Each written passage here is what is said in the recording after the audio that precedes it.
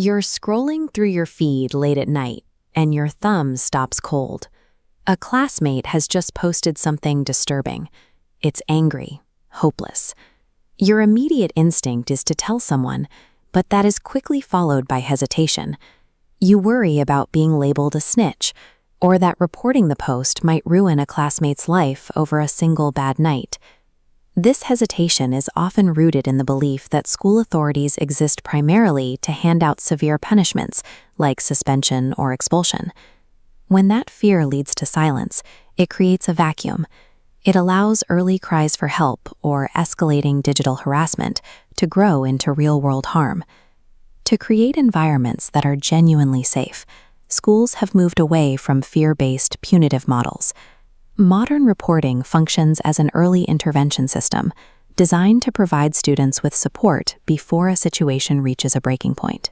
Campus security now relies on a trust-based architecture, where the focus is on intervention rather than rigid enforcement. It starts when a student approaches a trusted teacher or counselor. Faculty are trained to handle these reports with a specific protocol. They listen without judgment and protect the privacy of everyone involved. That conversation activates a 6-step response protocol: report, assess, support, coordinate, respond, and follow up. During the assess phase, trained personnel separate rumors from facts. They determine if there is an immediate risk or if the situation requires further information gathering. This assessment ensures that school staff identify true threats and gather necessary context before taking any action. By following this structured intake, schools avoid impulsive reactions and ensure that any subsequent steps are based on documented evidence. Once the facts are established, the process shifts from an individual assessment to a collaborative effort involving multiple departments. Instead of a single administrator making an isolated decision, the school activates a support network, including guidance counselors, administrators, and parents. These groups coordinate resources to provide a protective shield for both the reporter and the person being reported.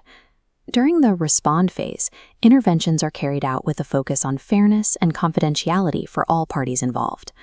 By integrating counselors and parents into the process, the school replaces the traditional disciplinary approach with a framework focused on comprehensive assistance. A common misconception is that a school's involvement ends as soon as the immediate crisis is resolved. The follow-up phase ensures that staff continue to check in on the student, providing long-term care and monitoring their progress over time. This phase also allows the school to monitor the general environment, ensuring the campus remains a respectful place for the entire student body. Continuous, structured follow-up transforms a specific intervention into a long-term improvement in community safety.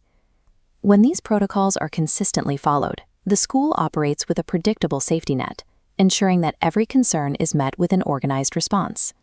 This system works best when students recognize that speaking up is a demonstration of responsibility toward their peers, not an act of betrayal. Security is not achieved through increased surveillance, but through a culture where students feel safe to communicate. Strong school safety is built on trust, timely reporting, and respectful, structured investigation. If you see something that feels wrong, report it early. Remain respectful of your classmates and trust that the response process is designed to handle the situation fairly. You are the most important part of this safety ecosystem, and your willingness to speak up is what keeps the school community secure.